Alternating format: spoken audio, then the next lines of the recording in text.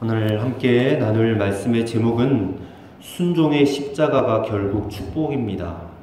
순종의 십자가가 결국 축복입니다.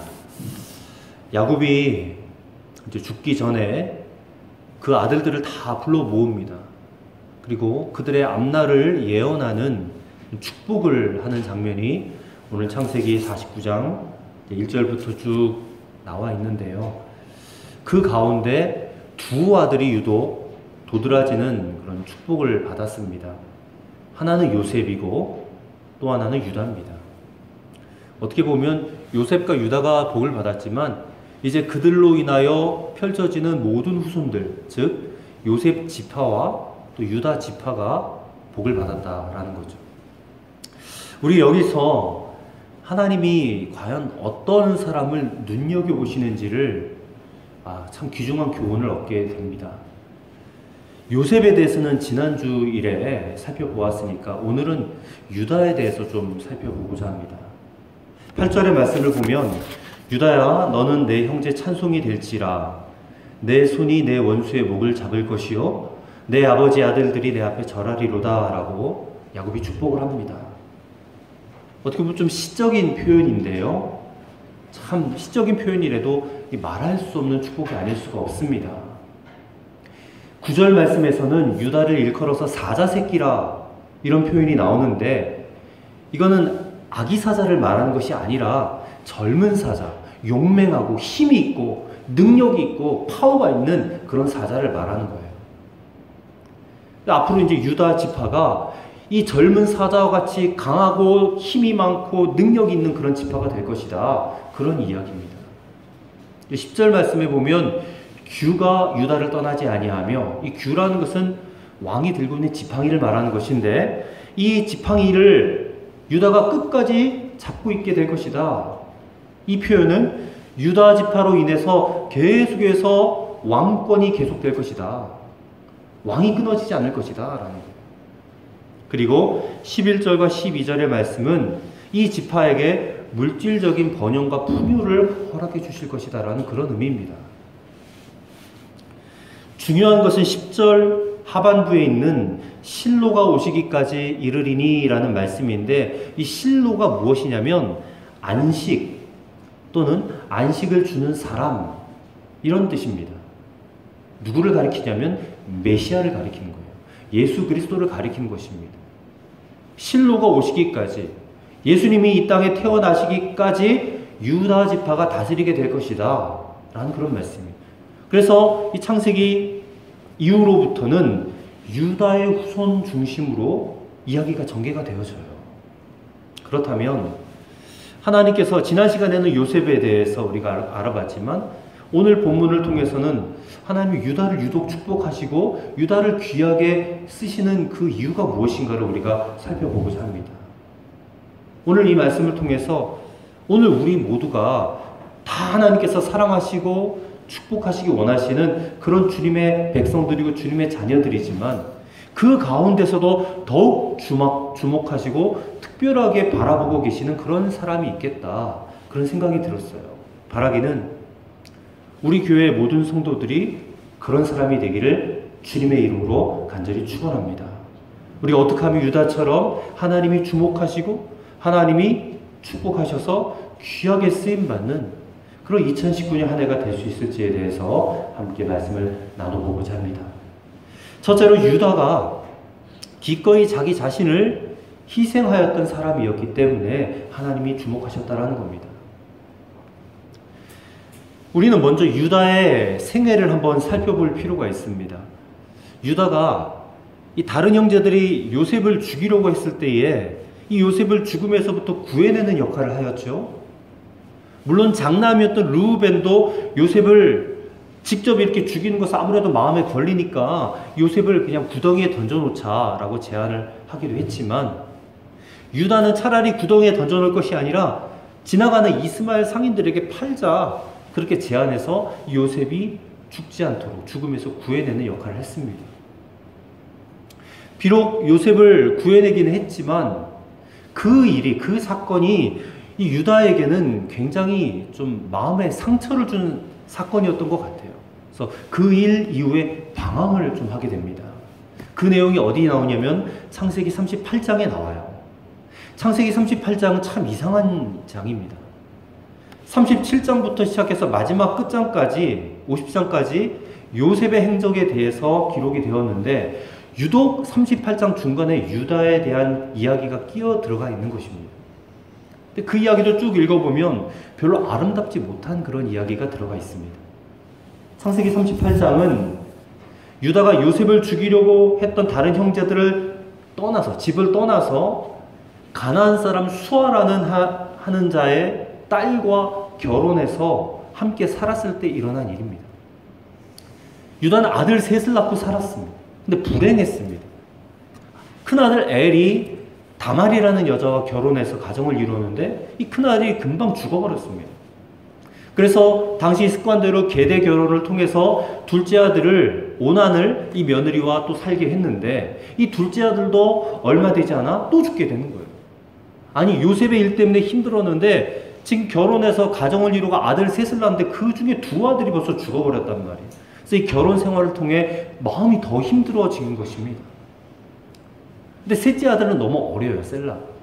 그래서 며느리 다말에게 이 셋째 아들이 좀 클 때까지 기다리라 해놓고 나중에 셋째 아들이 큰 다음에 다말에게 장가를 들여서 자손을 얻게 해야 되는데 그렇게 하지 않는 겁니다. 왜냐하면 이 셋째 아들도 죽을까 봐. 그러던 차에 아내가 세상을 떠나게 되고 너무나 마음이 적적해서 그렇게 하루하루를 힘들어하는 그런 세월 가운데 살다가 그만 이 며느리 다말이 창녀로 분장을 하고 자기 시아버지인 유다를 속여서 관계를 맺고 또 아기를 갖게 됩니다. 그런 좀 안 좋은 이야기들이 여기 써 있는 거예요.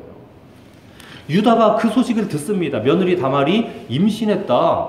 이게 용서할 수 없는 큰 죄를 지은 것 아닙니까? 그래서 죽음의 형벌로 다스리려고 했습니다. 그런데 약조물로 준 게 있잖아요. 유다가 자기 며느리에게 약조물로 준 거를 제시를 하니까 그녀가 임신한 아이가 유다 자기 자신의 아이라는 그 사실이 드러난 거예요. 그리고 며느리가 그런 행동을 한 까닭이 무엇인지 알게 된 겁니다. 자기가 셋째 아들을 며느리에게 주지 않았기 때문에 이렇게 일이 되어졌구나. 그러나 이 일은 며느리와 자기만 아는 일이었습니다. 이 보통 사람 같으면 이 일이 너무 충격적이고 부끄러운 일이기에 감추고 싶었을 거예요. 그래서 그냥 자기 양심을 속이고 며느리 다말을 간음죄로 죽여 없애버려서 자신의 범죄와 수치를 영원히 은닉하려고 했을 것입니다. 근데 유다는 바로 그 순간에 자기 며느리 다말에게 대해서 뭐라고 말을 하냐면 그는 나보다 옳도다 그러는 거예요. 그렇게 해서 며느리 다말을 죽음에서 건져주는 그런 역할을 합니다. 이렇게 해서 그 며느리가 아이를 낳게 됐는데 쌍둥이를 낳잖아요. 그 쌍둥이 아들이 세라와 베레스인데 훗날에 그 베레스의 혈통에서 다윗 왕이 태어나고 그 다윗 왕의 후손을 통해서 예수 그리스도께서 태어나시는 거예요. 그 혈통이 참 기구하지 않습니까? 기가 막힌 일입니다. 이 성경이 가감없이 이 폐륜적인 사건을 성경에 자세하게 기록하고 있는 것은 오직 이 사건을 통해서 유다가 어떤 사람인지, 물론 유다도 연약했어요. 그리고 죄도 졌습니다. 타락한 때도 있었어요. 그럼에도 불구하고 하나님이 그를 왜 이렇게 축복하시는지에 대해서 우리가 알 수 있게 된 것입니다. 베레스가 태어날 수 있었던 것은 유다가 자신의 잘못을 솔직하게 인정했기 때문이에요. 만약에 그 순간에 며느리 다말을 죽여버렸으면 베레스가 태어나지도 못했을 거란 말입니다. 하지만 며느리가 나보다 옳도다 라고 선언해서 그녀를 살려주었기 때문에 베레스가 태어났고 다윗 왕도 태어날 수 있었고 예수님도 태어날 수 있었다. 하나님께서는 유다의 이런 모습을 주목하신 것이다. 그리고 최근에 또 우리가 말씀을 읽었듯이 이 형제들과 애굽에 곡식 사러 갔을 때에 이 아버지가 베냐민을 내주기 싫어할 때에 아버지를 설득하잖아요. 제가 베냐민을 책임지겠습니다. 만약에 베냐민에게 안 좋은 일이 생기면 그 책임을 저에게 물으십시오 하면서 죄값을 자기가 영원히 치르겠다라고 또 희생하는 그런 모습을 보여요. 누구를 위해서? 가족들을 위해서. 그리고 실제로 베냐민이 누명을 쓰고 감옥에 붙잡힐 수밖에 없게 되었을 때에도 유다가 뭐라고 합니까? 내가 베냐민을 대신해서 종이 되겠습니다. 그러지 않았습니까? 여러분, 하나님의 눈에 든 모습이 바로 이 점입니다. 이 모습입니다. 내가 그를 대신해서 종이 되겠다. 내가 그를 대신해서 책임지겠다. 주어진 그런 고난을 정말로 자신에게 고난이 왔다고 막 이렇게 불평하고 원망하는 것이 아니라 이것을 통해서 하나님이 원하시는 대로 나아갔던 유다의 이런 모습. 여러분, 요셉은 자신에게 주어진 고난에 대해서 하나님을 향한 믿음과 순종으로 잘 이겨냈던 사람이라면, 유다는 자신에게 다가온 이 고난을 다른 사람을 살려낼 수만 있다면 기꺼이 자기를 희생하려고 했던 그런 사람이었다는 것을 우리가 말씀을 통해서 보게 되는 것입니다. 저는 2019년 올 한 해는 우리 모두가 유다처럼 희생하는 사람이 됐으면 좋겠습니다. 희생할 때에 하나님이 우리를 망하게 하시고 우리를 더 안 좋게 하시고 나락에 떨어지게 하시고 그렇게 하지 아니하신다고 저는 분명히 믿습니다. 희생하는 삶이 곧 축복이라는 것을 여러분 이제 말씀을 통해서 계속해서 제가 제시해 드리겠습니다. 두 번째로, 우리에게 지워진 사명의 십자가를 기꺼이 지기로 결단해야 한다는 것입니다. 유다 지파에 대한 이야기를 조금 해보면, 이 사사기 시대, 사사시대에 보면, 사사기 1장에 보면 이제 이스라엘이 정복전쟁을 합니다. 가나안 정복전쟁을 할 때에 맨 앞에 선봉에 선 지파가 어느 지파인지 아십니까? 바로 유다 지파입니다. 그리고 전쟁이 났다 하면 가장 앞장서서 희생을 했던 지파가 유다 지파예요. 사실 전쟁을 하다 보면 거기서 많은 사상자들이 생기기 마련인데, 유다 지파가 앞장섰다라고 하면 뭐 전쟁에서 이겼다 할지라도 부상을 당하거나 죽은 사람들이 많았을 텐데, 이상하게도 신기하게도 나중에 인구조사를 해보면요, 이 유다 지파의 숫자가 제일 많아요.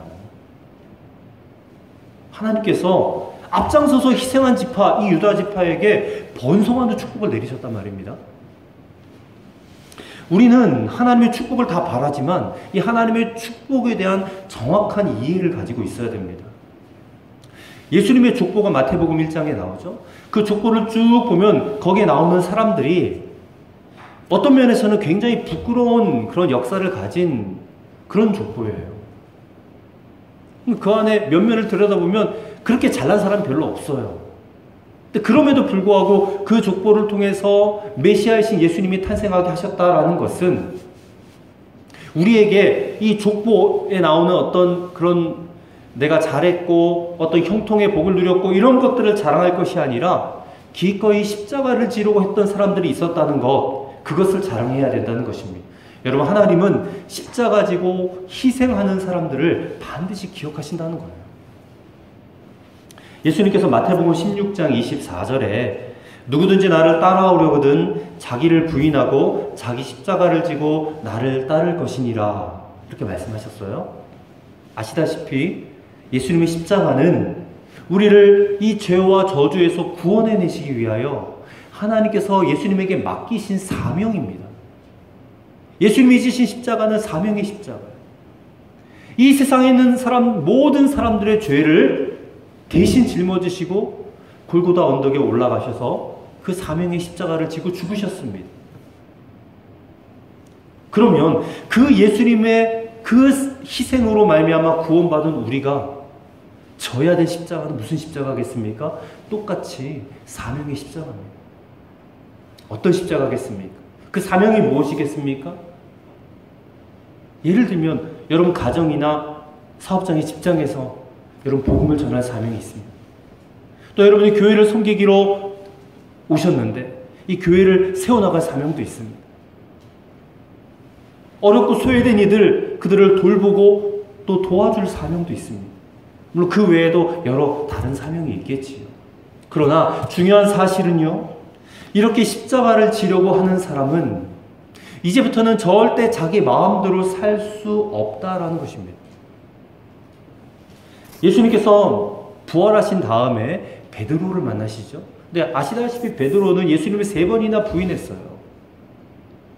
아마 베드로가 그 가룟 유다 같았으면 똑같이 자살하려고 했을지도 몰라요. 어떻게 내가 예수님을 3번이나 부인하나. 근데 디베랴 바닷가에서 물고기 잡는 거기에 예수님이 오셔가지고 베드로를 불러서 축복하세요. 그리고 다시 사명을 맡기십니다. 거기 요한복음 21장 18절의 말씀을 보면 예수님이 이런 말씀하세요. 베드로에게. 내가 진실로 진실로 네게 이르노니 네가 젊어서는 스스로 띠띠고 원하는 곳으로 다녔지만 늙어서는 내 팔을 벌리리니 남이 너에게 띠띠우고 원치 않는 곳으로 데려가리라 했습니다. 무슨 말씀이냐? 이제 앞으로 베드로 너는 너 마음대로 절대 살지 못한다. 너는 사명이 이끄는 삶을 살게 된다. 그런 말씀이에요. 우리가 유명한 영화인 코바디스라는 영화가 있어요. 그 영화를 보면 베드로가 주인공인데 베드로가 다른 제자들의 그 권면을 받아서 이 네로 왕이 당시에 엄청나게 기독교인들을 핍박할 때에 이 로마로부터 잠시 피신해 있으라. 그래서 막 불타고 있는 로마를 도망치듯이 떠나고 있었단 말입니다. 그때 어둠 속에서 누군가 그의 앞으로 걸어옵니다. 가까이 와서 보니까 예수님이에요. 베드로가 소스라치게 놀랍니다. 그러면서 물어요. 주여 어디로 가시나이까? 그러자 예수님이 말씀하세요. 나는 내가 피하고 지기 싫어하는 네 십자가 대신 내가 지기 위해서 다시 로마로 들어간다. 그렇게 말씀하시는 주님의 말씀에 베드로가 발걸음을 돌이켜요. 다시 로마로 되돌아가서 예수님과 똑같이 십자가에 매달릴 수는 없다고 해서 십자가에 매달린 다음에 거꾸로 뒤집어서 그렇게 순교하는 그런 장면을 보았습니다. 어떤 분은 이 사명의 십자가가 너무 힘들다고 말해요. 부담스러워, 힘들어요. 그러나 정확한 복음의 진리를 알고 보면 그렇지 않습니다. 이 십자가의 진리를 정확히 여러분 알게 되면 이 사명의 십자가가 우리에게 얼마나 큰 축복인지 모릅니다. 오늘 권사님께서요 늘 자신에게는 너무 무거운 사명을 주셨다, 십자가를 주셨다라고 원망이 많았습니다. 근데 어느 날 수련회에 참석해서 촛불행진을 하던 중에 십자가를 지고 앞서서 가시는 예수님을 보았습니다. 근데 그 예수님이 엄청나게 무거운 십자가를 지고 가시는 것입니다. 근데 그 십자가가 어떤 십자가냐? 자신이 지어야 될 저주와 또 죄값의 십자가더라는 거예요. 그게 깨달아지더라는 거예요. 그러고 보니까 내가 져야 될 사명의 십자가와 주님의 그 십자가는 이게 비교가 되지 않더라는 거예요. 그게 느껴지더라는 거예요. 그제서야 내게 지어진 이 사명의 십자가가 감사한 거구나. 불평이 사라지고 눈물과 감사와 기도가 나오더라는 거예요. 안타까운 것은 오늘날 많은 성도들이 천국에 대한 기대가 없습니다. 은퇴 준비는 60세, 70세 되면 은퇴하는데 은퇴 준비는 막 열심히 하면서 은퇴 이후에 죽음 이후에 올 내세에 대해서는 별로 준비하지 않습니다. 세상 재물을 이 땅에 쌓으면서 천국의 보화는 쌓을 생각을 하지 않습니다. 사람들 앞에서 인정받기는 갈망하지만 심판날 하나님 앞에서 내가 어떤 평가를 받게 될 것인지에 대해서는 별로 신경 쓰고 살지 않아요. 이유는 여전히 천국을 바라보는 눈이 띄어있지 못하였기 때문에 그렇습니다. 유명한 순교자이셨던 주기철 목사님이 이런 설교를 하셨어요. 마지막으로 어떤 설교를 하셨느냐? 주님을 위하여 당하는 고난을 이제 내가 피하였다가 이 다음 주님이 너는 내 이름으로 평안과 즐거움과 그 영광까지 다 받아 누리고 내가 준 고난의 잔은 어찌하고 왔느냐라고 물으신다면 나는 무슨 말로 대답하리야? 주님을 위하여 져야 될 십자가를 내가 이제 피하였다가 이 다음 주님께서 너는 내가 준 유일한 유산인 그 십자가 어찌하고 왔느냐라고 물으신다면 나는 훗날 무슨 낯으로 주님을 대하리요? 그런 거로 나에게는 일사각오의 신앙만 있을 따름입니다. 그게 주기철 목사님 마지막 설교였어요. 일사각오의 신앙만 있을 따름입니다. 사랑하는 성도 여러분, 십자가 지는 사람이요 가장 복된 사람인 줄 믿으시기 바랍니다. 왜냐하면 하나님 마음에 가장 합한 사람이기 때문에 그래요. 세상 사람들은 인정해 주지 않을지도 몰라요. 하지만 우리는 하나님의 인정이 더 중요한 사람 아닙니까? 하나님의 인정만 받을 수 있다면, 그것만으로 난 족하다면 나는 기꺼이 십자가 지겠습니다. 그렇게 결단할 수 있는 그런 사람이 바로 저와 여러분이 되었으면 좋겠습니다. 끝으로 세 번째로, 순종함으로 십자가를 질 때에 살 길이 열린다라는 사실을 믿으시기 바랍니다. 제가 2006년도에 복음학교라는 그 곳에 참석했습니다. 세미나는 아니고 아침 새벽부터 거의 뭐 밤 11시, 12시까지 5박 6일 동안 이 복음의 진수에 대해서 배우는 시간이었어요. 복음의 영광과 능력과 축복에 대해서 이 세 가지 주제를 가지고 5박 6일을 이제 꼬박 복음을 듣는 건데, 사실 그곳에 참여한다는 것 자체가 이 한 주간 동안 모든 다른 일들은 다 내팽개쳐 놓고 또 그곳에서 숙식을 하는데 굉장히 불편합니다. 불편한 생활을 각오해야 됐어요. 함께 참여하려고 했던 다른 이제 목사님들도 교우들이 있었는데, 그 불편함을 감수해야 된다고 하니까 선뜻 지원하지 못하는 분들도 계셨어요. 또 어떤 분들은 그래도 내 평생에 이 시간이 얼마나 귀중한 시간인가 선뜻 용기를 내서 지원을 했습니다. 지원하지 못한 사람과 지원한 사람을 비교할 때에 결과적으로 누가 더 행복했을까요? 지원하지 못한 사람은 그 한 주간 동안 아마도 편안하게 살았을 거예요. 하지만 특별한 어떤 간증이나 체험, 감격 이런 건 없었을 것입니다. 그러나 용기를 내서 지원하신 그분은 자기 시간 희생하고 또 불편한 생활을 하니까 육체적으로 얼마나 고단한지 몰라요. 하지만 그 시간에 부어진 엄청난 영적인 축복과 은혜를 받아서 이 심령이 너무 기뻐하는 거예요. 얼굴이 다른 겁니다. 여러분, 누가 더 행복한 거죠? 희생하고 지원한 그 사람이 더 행복한 사람이었을 것입니다. 이처럼 우리가 행복하기를 원하지만 이 편안한 것과 행복은 다른 것입니다. 복음학교 예를 들었지만 우리의 일생도 이와 같이 되어진다는 것을 아셔야 됩니다. 편안한 것이 행복한 것은 아니다. 속회를 해보셨겠지만 이 속회에서 가장 힘든 사람이 누구겠습니까? 속장 부부가 가장 힘들어요, 사실. 그러면 속회에서 가장 행복한 사람 또 누군지 아십니까? 역시 속장 부부일 거예요. 가장 행복할 것입니다. 신학자인 토마스 아켄피스라는 신학자가 이런 말을 했습니다. 당신이 참고 순종하며 십자가를 지면, 그리하면 마지막에는 그 십자가가 당신을 져줄 것입니다. 그런 말을 했습니다. 지금 이 십자가 지는 것이 비록 힘들고 어렵고 아픔이 되고 고통이 된다 할지라도 그 십자가가 결국에는 다시 나를 지어주게 될 것이다. 참 딱한 가정 이야기를 들었습니다. 남편이 교통사고로 죽었는데 죽은 남편이 가해자로 몰리는 거예요.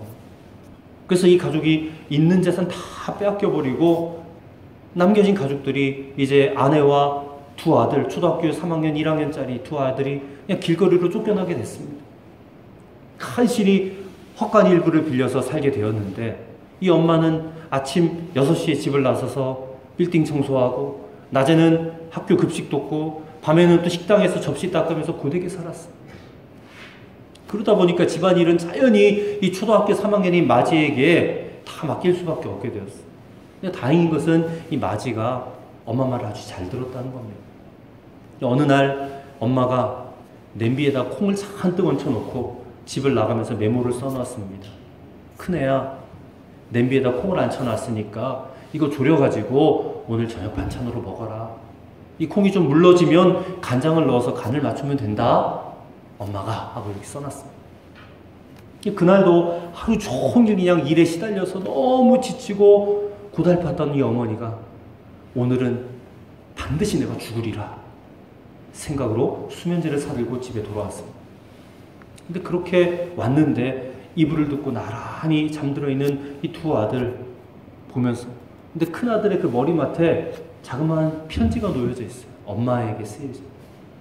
열어보니까, 엄마, 오늘 엄마가 말해준 대로 이 콩이 물렁물렁해졌을 때 간장을 부었는데 동생 이놈이 싸서 못 먹겠다고 막 투정을 부려서 내가 한 대 때렸어요. 그랬더니 울다가 잠이 들어버렸어요. 열심히 콩을 삶았는데 엄마 용서해 주세요. 내일은 일 나가기 전에 저를 꼭 깨워서 콩 삶는 법을 가르쳐 주세요. 엄마 피곤하지요? 저희들 때문에 엄마가 고생하시는 거 다 알아요. 꼭 건강하세요. 저 먼저 잘게요. 아들이 자살하려고 마음먹었던 그 엄마가 이 초등학교 3학년밖에 되지 않은 어린 것이 엄마 말 잘 듣겠다, 열심히 살겠다, 엄마 건강하세요라고 눈물로 편지를 쓴 것을 읽고는 엄마의 마음에 도저히 수면제를 못 먹겠더라고요. 그래서 버렸어요. 버리고 큰아들이 만든 너무 짜서 작은 아들이 못 먹겠다고 투정 부리던 그 콩자반을 눈물 범벅이 돼서 다 먹었다는 겁니다. 이처럼 가정에도 한 사람의 축복의 씨앗만 있다 할지라도 그 가정 절대 망하지 않습니다. 십자가 지는 사람, 그 한 사람이 그 가정을 회복시키고 그 교회를 세우고 그 나라를 세운다는 것이에요. 베냐민의 자료에서 은잔이 나왔잖아요. 곡식 자료에서 은잔이 나와서 이 베냐민이 도둑으로 몰려서 붙잡혔을 때에 그 형들은 이제 다 죽었구나. 살 길이 보이지 않았어요. 다 죽었다 이제는. 근데 왜 그렇게 다 죽었다라고 생각이 들어왔을까요? 그것은 서로 자기 자신은 죽지 않으려고 했기 때문에 길이 안 보이는 거예요. 하지만 그 상황 속에서 누가 나섰어요? 유다가 나섰던 것입니다. 유다가 자원해서 내가 저 베냐민 대신 죄짐을 내가 지겠다. 그랬더니 그 온 가족이 살 길이 열리는 겁니다. 그리고 그 유다의 후손들은 다 복을 받았다는 겁니다. 여러분, 하나님의 마음은 이처럼 십자가를 지려고 하는 사람에게 열려져 있는 것입니다. 출애굽기 32장 31절 32절의 말씀을 보면 모세가 나와요. 근데 이스라엘 백성들이 금송아지를 만들어 놓고 막 거기서 춤추고 뛰놀고 우상 숭배를 했어요. 십계명 두 돌판을 가지고 내려와 봤더니 가관도 아니고 저 이스라엘 백성들, 이 엄청난 죄를 지은 이스라엘 백성들을 그들을 위해서 중보하며 기도합니다. 모세가 하나님께로 나아가 여짜오되 슬프도소이다. 이 백성이 자기들을 위하여 금신을 만들어 싸우니 큰 죄를 범하였나이다. 그러나 이제 그들의 죄를 사하시옵소서. 그렇지 아니하시오면 원하건대 주께서 기록하신 책에서 내 이름을 지워버려 주옵소서. 이게 여러분 모세가 진 십자가예요. 모세가 진 십자가. 사도 바울은 어떻습니까? 로마서 9장 1절부터 3절의 말씀 보면 예수님의 이 복음을 거절하는 동족 유대인들을 보면서 사도 바울이 가슴을 치면서 이렇게 말합니다. 내가 그리스도 안에서 참말을 하고 거짓말을 아니하노라. 나에게 큰 근심이 있는 것과 마음에 그치지 않은 고통이 있는 것을 내 양심이 성령 안에서 나와 더불어 증언하노니 나의 형제 곧 고륙의 친척을 위하여 내 자신이 저주를 받아 그리스도에게서 끊어질지라도 원하는 바라 그랬어요. 저 동족을 위해서 내가 끊어진다 할지라도 그렇게 해달라고. 그게 사도 바울의 십자가였어요. 여러분, 십자가는 너무너무 지기 어렵습니다. 하지만 그 십자가를 져야만이 살 길이 열리는 것입니다. 살 길이 보이는 것입니다. 유다는 요셉이 죽을 위기에 빠졌을 때에 가만히 있을 수가 없었습니다. 며느리 다말 죽을 처지가 됐을 때도 그 역시 자기만 살자고 모른 채 하지 않았습니다. 베냐민이 도둑으로 몰려서 붙잡혔을 때도 그는 자신이 종이 되겠다라고 했습니다. 그것이 유다 지파가 복을 받은 이유인 것입니다. 오늘 사랑하는 성도 여러분, 2019년도에 우리도 유다와 그의 후손들이 받은 그 복을 다 받으시길 바랍니다. 여러분 자신이 살고, 여러분의 가정이 살고, 여러분의 기업이 살고, 여러분 자녀들이 사는, 그로 인하여 우리 교회가 회복되어지고 이 나라가 회복되어지는 그런 복을 받으시기를 바랍니다. 이제부터 나를 드림으로 그가 살 수 있다면 주여 나를 드립니다. 내가 십자가 지면 우리 가정이 살 수 있다면 주여 내가 그 십자가 기꺼이 지겠습니다.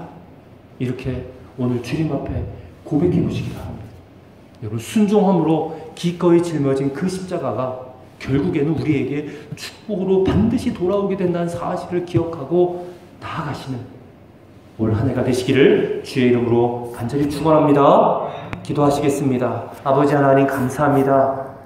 유다가 십자가의 정신을 가지고 스스로 짊어진 고난의 무게가 참 감당할 수 없을 정도로 힘들었었지만 자신이 희생하고 십자가 짐으로 말미암아 자신이 살고 가족들이 살고 이스라엘 백성들이 살았음을 보았습니다. 죽이는 십자가라고 사탄은 속삭이겠지만 하나님, 우리가 그 속삭임에 귀 기울이지 않겠습니다. 순종의 십자가가 결국에는 살리는 십자가요 축복의 십자가이란 사실을 보게 하여 주옵소서. 그 눈을 열어주시옵소서. 우리에게 허락해 주신 2019년 올해는 우리 가정과 사업장과 우리의 일터와 우리의 생활 가운데에 또 우리 교회에 우리가 지고 가야 될 십자가가 무엇인지를 볼 수 있는 눈이 활짝 열려지게 하여 주시옵소서. 그리고 기꺼이 지고 갈 수 있는 마음의 결단도 우리에게 허락하여 주시옵소서. 우리 주 예수 그리스도의 이름으로 간절히 기도하옵나이다. 아멘.